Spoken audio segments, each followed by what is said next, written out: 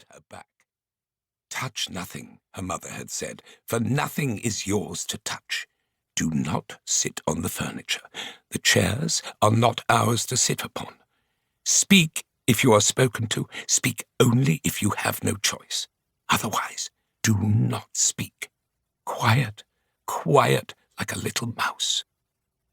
So Marta stood, quiet, quiet, hands behind her back, and considered the fate of the clock mouse, to be forever chased by the clock cat. It was good, she supposed, that the mouse would never be caught, but still he must run and run. The mouse must run without ceasing until the end of time, and that was disturbing to consider.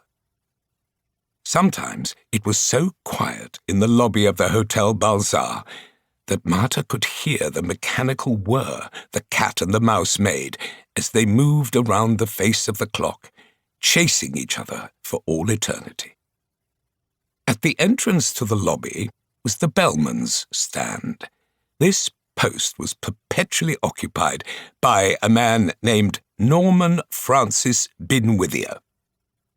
Norman was 500 or perhaps 600 years old. His teeth were yellow, huge tufts of hair sprang from his ears. His bellman's suit was shiny at the knees and the elbows, and he wore his little bellman's cap at a jaunty angle so that it obscured his left eye. Norman could sleep standing up, with his back very straight, and a smile on his face. "A skill, my dear," Norman had said to Marta the first time he woke and found her studying him, "a skill of incalculable worth." Marta backed up. She felt her face flush. "Norman Francis Binwithier, at your service," said Norman.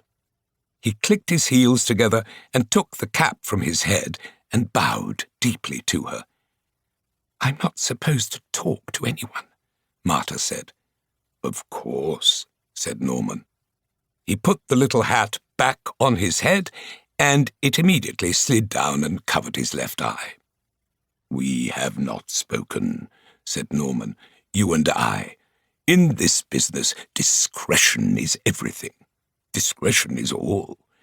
Speaking of discretion, may I say that I have noticed you discreetly studying the painting and also the clock?" He smiled. Marta smiled back. "I'm Marta," she said. Immediately, she regretted saying her name. She heard her mother's voice. "Speak only if you have no choice." "Marta," said Norman. "Marta, the lady who studies art and time. Marta, whom I have never met, spoken to, or seen." He winked at her. "Discretion, you see?"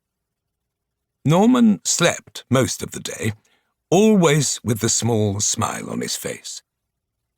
If he was awake, he would look at Marta and wink a slow wink. Sometimes he produced a coin from one of his hairy ears and presented it to her with a solemn bow. Marta said to him, "You smile when you sleep. Are you dreaming?" "Of course," said Norman. "Otherwise, what is the point to go away so?" "What do you dream of?" asked Marta. "What a question from someone who is not supposed to speak."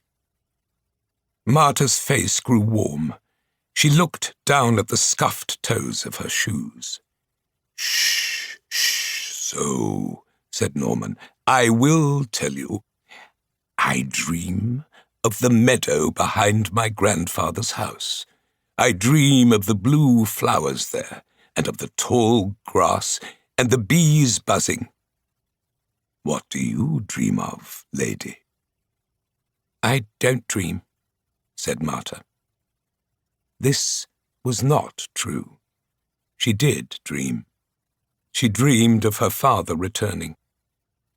It was a dream in which she opened a window or a door, and a dazzling square of light suddenly entered the room, and then behind the light was her father, wearing a black suit, walking